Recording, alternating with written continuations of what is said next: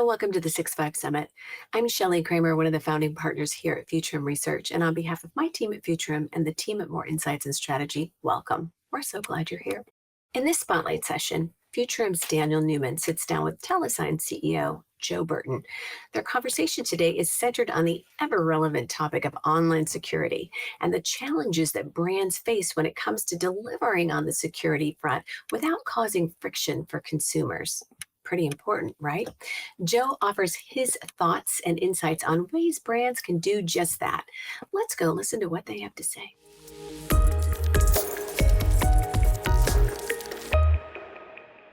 Joe Burton, CEO at Telesign. Welcome to the 6-5 Summit 2022. It is great to have you here.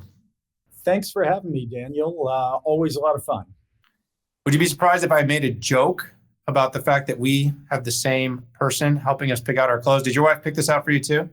Of course. I think they coordinate so we don't have to. I have terrible fashion taste, but I'm hoping that that is a sign that we have great help. You know what I mean? Indeed. Well, it's so great to see you. You know, we have a bit of history together, been following your career. Great to see you over at Telesign, a company that's doing really interesting things. That I'm excited to have here at the summit. I'm excited to introduce to the world, not that the company isn't already doing big things and being seen, but this summit, 70 plus speakers, more than 50 of the world's most prolific tech companies. It's just a great platform, and having someone like yourself that's been doing this for some time is going to make a great conversation, especially talking about the big picture of digital transformation, the economy, and so much more. No, that's terrific. We're really honored to be included with such a fantastic group of companies and speakers. It's going to be great hearing what everybody else has to say as well and see what we can learn. So before I get to the big questions, how are you settling in there at Telesign? You've been there now a little bit, been watching your work. You getting comfortable, feeling good? Like all great companies, I feel like I've been here forever and 15 minutes all at the same time. Actually settled in about 18 months ago now. It's been a little while, but running at startup speed, 18 months is 2 or 3 major release cycles, couple of big pushes with customers. I think we're in the rhythm and rocking and rolling now. It's great. One of my favorite quotes is that the days go slow and the years go fast. Indeed. That is how my life feels absolutely as well. You see your kids growing up around you, the people you're working with, your tenure in different jobs.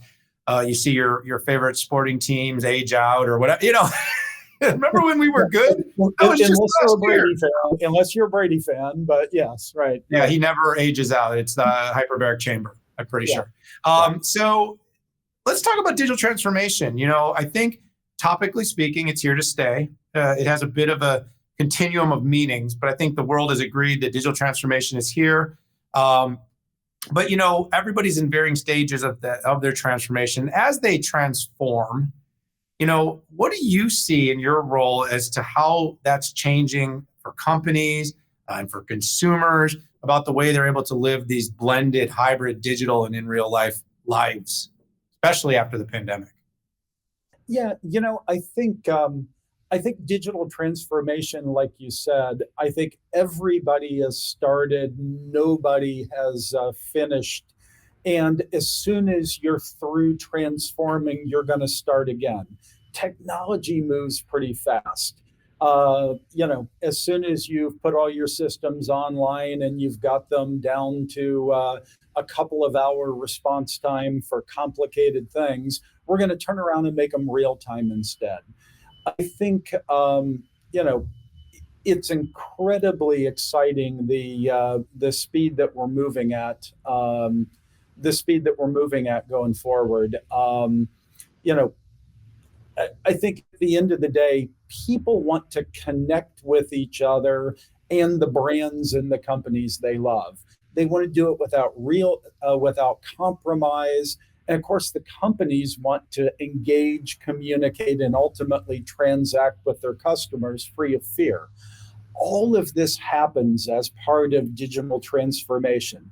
Can we go faster and easier?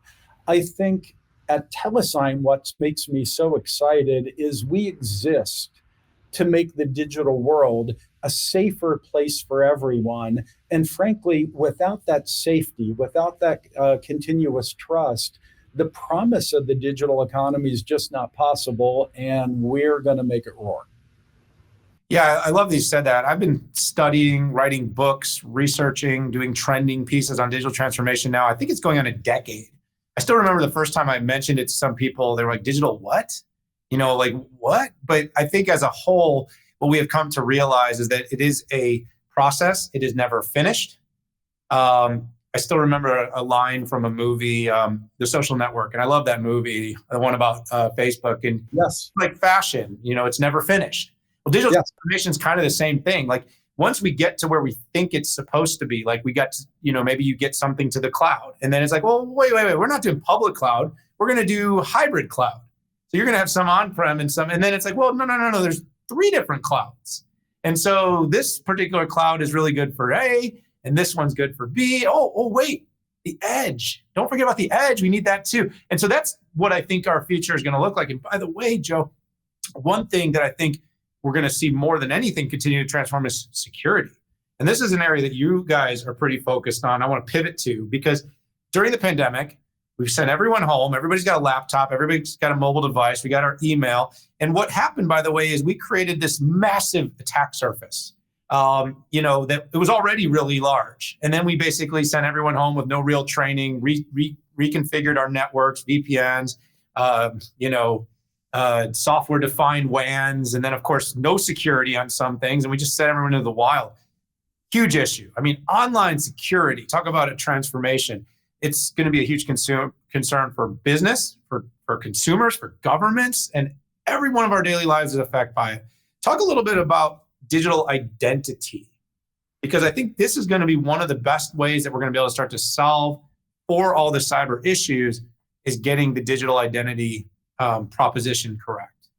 I certainly will, Daniel, but I do have to say, as bad as the pandemic was and still is for many people, as an optimist, I'm surprised and impressed with just how well it all did work. The fact that we sent everybody home, no training, no systems. We started email or FedExing laptops to people, emailing onboarding and whatnot.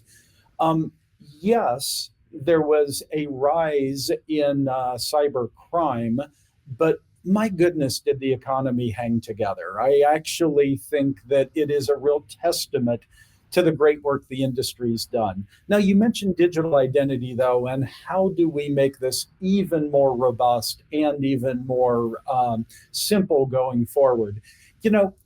As with other digital concepts, we've often used the physical world to shape our identity verification experience in the digital world.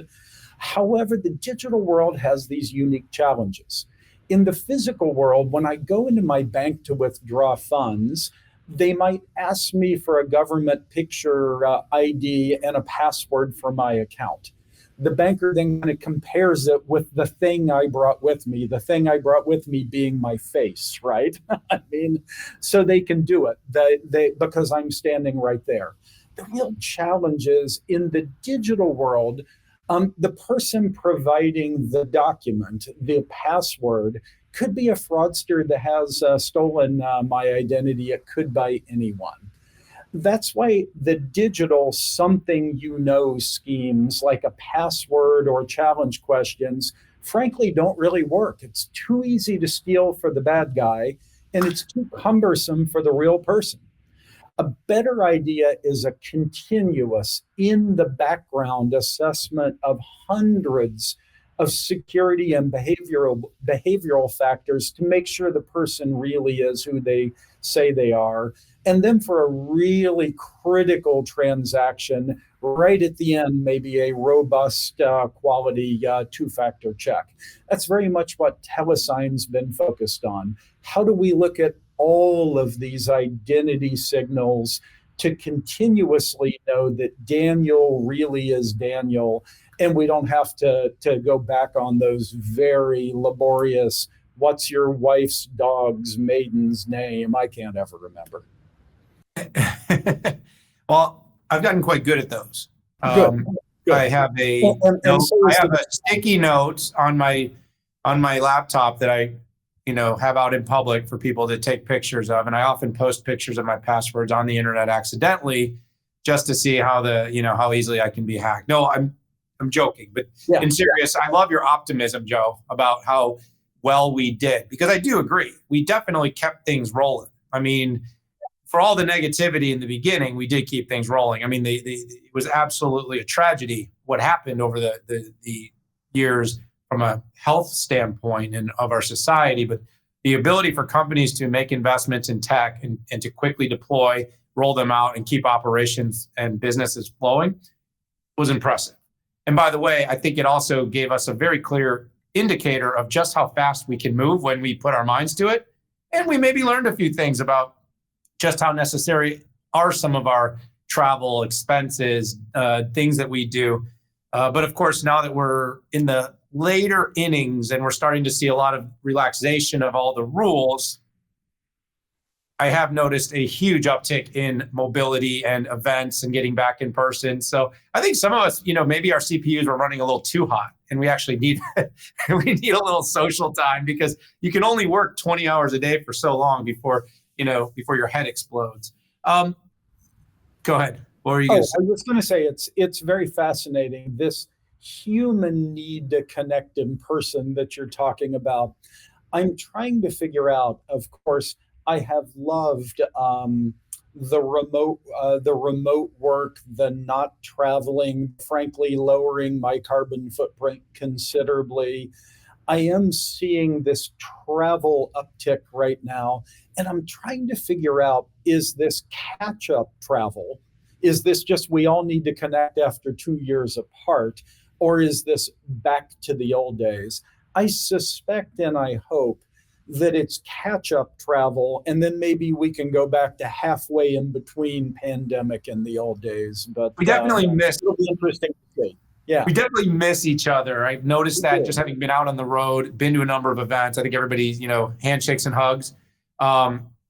Careful, of course. Yep. But I also think, this is a bit of a habit thing. And by the way, it fits really well with the security thing. The vulnerabilities over years, and a lot of them have been just created through habits, people's habits of passwords, people, and by the way, as technology gets smarter, whether that's, visual hacking, whether that's actually, using dark data to be able to, it's our own bad habits that are often our demise. But one of the things that I wanted to get your take on is this idea of friction, okay? Because we're seeing it with the sort of emergence of experience and the experience economy. Everybody wants to create these frictionless, perfect, seamless experiences so that, you can go into the bank and get access to your accounts and your money seamlessly with a phone. And by the way, in order to do it and make it really seamless, a lot of times the things we don't like about a process are done in the name of security. They're done in the name of protecting. Like,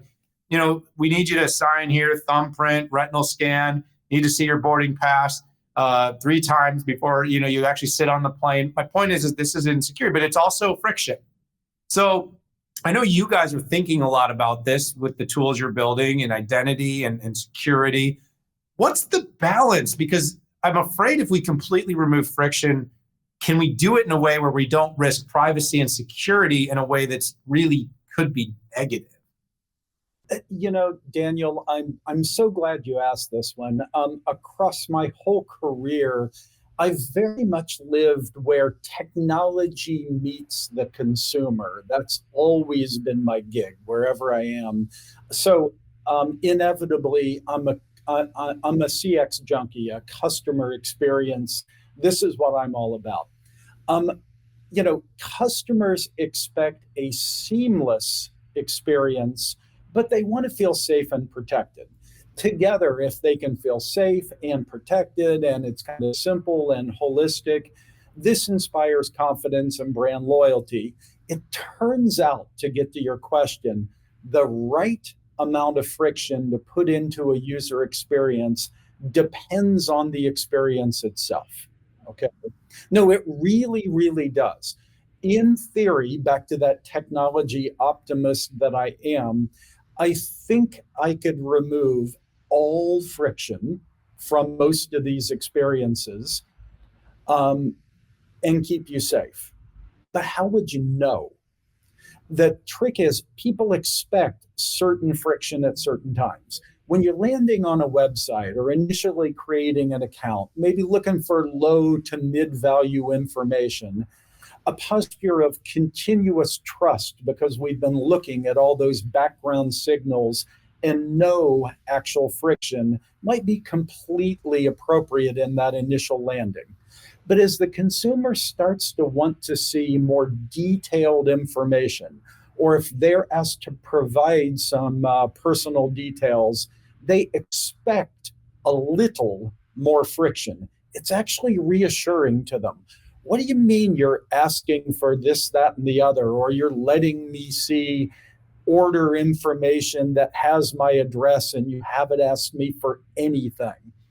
And finally, then, for a high stakes transaction like transferring funds or resetting a password, they expect a little bit more, kind of a third level of friction.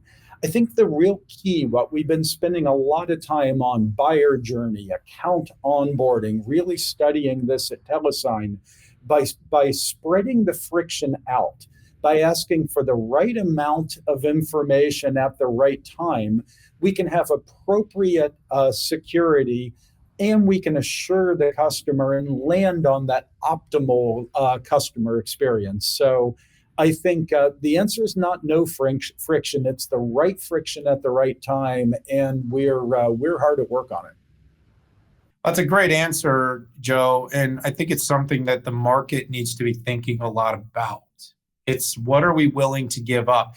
By the way, in the name of experience, most of us as consumers have been willing to give up pretty much everything in terms of our personal data. So the idea, though, that we can not give up anything in terms of experience and yet know that our data is safe, that we are protected, that it's going to be done not reactively, but proactively, that should provide the consumer, whether an enterprise or an individual, a bit of confidence that this technology is going to really transform, going back to the start of this conversation, digitally transform our lives. Having said that, I think the challenges are material, significant, palpable, perhaps is the word. And every time you guys will break through with your next thing to remove friction, there will be some hacker that will be working on a way to disrupt what you've done. And you'll have to play that game of continuously improving and staying ahead of it. But I do believe, Joe, and you and I talked about this offline, I'll say it online. I believe most of the problems we have in this world, education, famine, intelligence, economics, jobs and shortages and resources will be solved by tech. Security will be solved by tech. And I love seeing folks like yourselves at the helm making that happen. Well, that's very kind of you, Daniel. Like you, I'm a huge optimist about the future of the world, about the future of where we're going as people, and I do think caring individuals applying tech to look after each other can make great improvements on many of these problems. So, looking forward to the journey together. I look forward to keeping an eye, Joe, on what you are doing, what Telesign's doing, and we'll have to have you back on the 6.5 soon. Thanks so much for joining me for this year's 2022 6.5 Summit. Thanks for having us.